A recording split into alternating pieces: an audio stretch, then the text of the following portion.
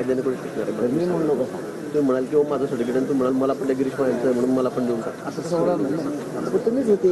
नाही त्याच्यामध्ये जे निर्णय आहे त्याच्या आधी आम्ही थांबवून नोंदीच्या आधारावर म्हटलं नाही ते नोंदीच्या आधारे. आणि बरं आता ते तर लांबच राहिला. आता सगळे सोयरे धरण तयार नाही तुम्ही रस्त्याची सगळं सर्व म्हणजे तुम्हाला सांगितलं माझं आहे तर माझा सोडून आता नाही देणार ना तुम्ही. माझा मुलगा माझी मुलगी आणि हा नियम आपल्या एकट्यासाठी नाही याच्यामध्ये कोणाकोणासाठी सगळा नियम आपण बघताय झाला नाही जाती जमाती भटक्याचा जीव सगळं मागे ठेवू शकतो जे लिहिलेलं आहे ते शब्द मागे जे मागे ठेवू 100% थांबव. त्याच्याबद्दल कुठेही मागं पुढं नाही. जे लिहिलेलं आहे ते मी पण सांगतो की समितीचा दुसरा अहवाल जरी आलेला असेल तरी पुढे करणार तरी समिती आपण बंद केली. शेवटच्या घटकापर्यंत जो शेवटचे चालू केलं त्याच्यापर्यंत पोचायचं शिंदे साहेबांनी निर्णय घेतला. आता परवा हैदराबादला जाऊन आले 3 दिवस.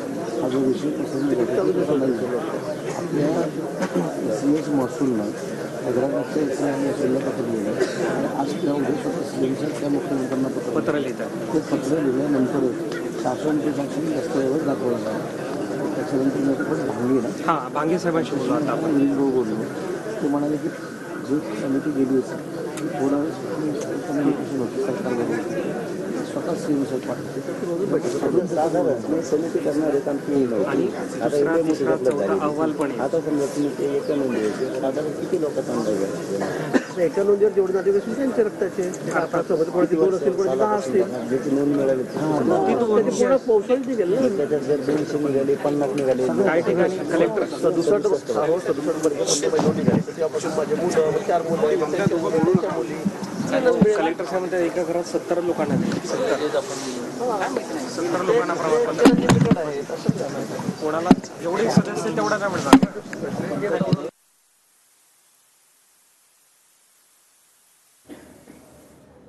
नोंदी सापडल्यानंतर मागेल त्याला आरक्षण देण्याचं ठरलं होतं असं जरांगे पाटील यांनी म्हटलंय. सरकारचं शिष्टमंडळ आता सध्या जरांगे पाटील यांच्याशी चर्चा करत आहे.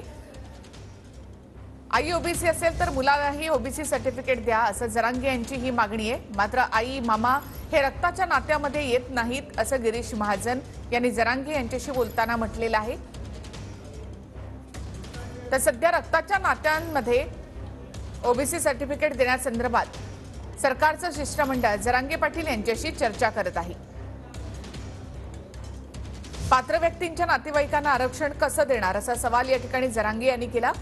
तसंच आई जर ओबीसी असेल तर मुलाला आरक्षण देण्याची मागणी जरांगे यांनी केली आहे. तर आतापर्यंत कोणते मुद्दे चर्चेसाठी आले ते आपण पाहूया. तर आई ओबीसी असेल तर मुलाला आरक्षण द्या अशी मागणी जरांगे यांनी केली आहे. पत्नी रक्ताच्या नात्यामध्ये येत नाही, आरक्षण कसं देणार असा सवाल यावर गिरीश महाजन यांनी केला आहे. आई आणि मामा रक्ताच्या नात्यात येत नाहीत असं महाजन यांनी म्हटलं. नोंदी सापडल्यानंतर मागील त्याला आरक्षण देण्याचं ठरलं होतं असं जरांगे पाटलांनी म्हटलं. नोंदी सापडल्यानंतर मागेल त्याला आरक्षण देण्याचं ठरलं होतं असं जरांगे पाटील यांनी शिष्टमंडळाला सांगितलं आहे. या शिष्टमंडळामध्ये गिरीश महाजन, उदय सामंत, संदीपान भुमरे आणि मुख्यमंत्र्यांचे सचिव मंगेश चिवटे हे देखील आहेत, जे आता सध्या जरांगे पाटील यांच्याशी चर्चा करतायत. पात्र व्यक्तींच्या नातेवाईकांना कसं आरक्षण देणार असा सवाल या ठिकाणी जरांगे पाटील यांनी केला. तसंच आई ओबीसी असेल तर मुलाला आरक्षण द्या अशी मागणी जरांगे पाटील यांनी केली आहे. तर आई आणि मामा हे आणि पत्नी ही रक्ताच्या नात्यामध्ये येत नाही असं गिरीश महाजन यांनी म्हटलं आहे. सध्या सरकारचं शिष्टमंडळ रक्ताच्या नात्यांमध्ये ओबीसी सर्टिफिकेट यावर जरांगे पाटील यांच्याशी चर्चा करतायत.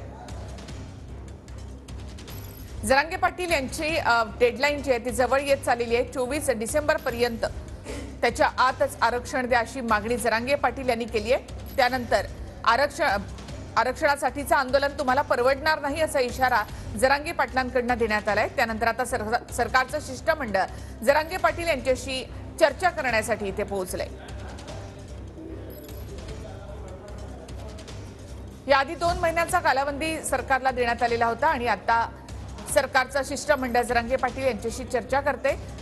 बऱ्याचशा नोंदी ज्या आहेत त्या सापडलेल्या आहेत, त्याचा अहवाल म्हणजे शिंदे समितीचा अहवाल हा मुख्यमंत्र्यांकडे सुपूर्द करण्यात आला. त्यावर मुख्यमंत्र्यांनी सभागृहामध्ये निवेदन सुद्धा केलं. आणि फेब्रुवारीमध्ये मराठा आरक्षणासाठी विशेष अधिवेशन बोलावणार अशी घोषणा मुख्यमंत्र्यांनी केली आहे।